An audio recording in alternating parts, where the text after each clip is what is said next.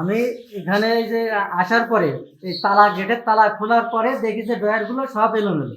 এভাবে এলোমেলো দেখে আমি তাহলে লোক ঢুকেছে নিশ্চয়, এই লোক কিভাবে ঢুকলো। এই আমি হচ্ছে যখন বেরো করি তখন দেখি যে পায়খানার ভেন্টিলেটর দিয়ে ঘরের ভিতরে আছে প্রবেশ করা।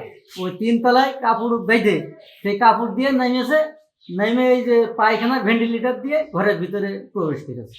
পরিবেশ দেখলাম যে ড্রয়ার আলমারি এগুলো সব ছিন্ন বিচ্ছিন্ন অবস্থায় আছে, মানে খাতাপত্র সব এলোমেলো অবস্থায় দেখলাম।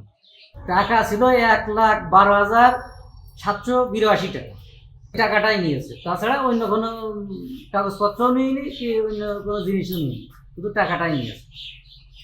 না, আমি অফিসে স্টাফ রাখার পর আমি বাড়ি থেকে আসছি, রাস্তার মধ্যে আসা অবস্থায় আমার কর্মীদের সাপ তাদের আসেন অফিসে চলে গেছে। আমি তখন অফিসে আসলাম, সবাই আছে এখানে। অফিসের সমস্ত ড্রয়ারের তালাগুলো ভাঙা ছিন্নগুলো, মালামালগুলো এলোমেলো, আলমারির তালা সমস্ত তালা ভেঙে ফেলেছে। কিন্তু টাকা পয়সা নিয়েছে, কোনো মালামাল নেই।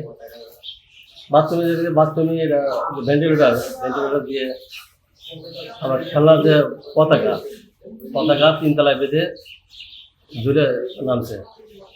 যে গেটে বাথরুমের যে গেটের তালা মারা ছিল, তালাটা লাড়ি দিয়ে টেনে খুলেছে, খোলার পরে ওইভাবে ভিতরে ঢুকছে।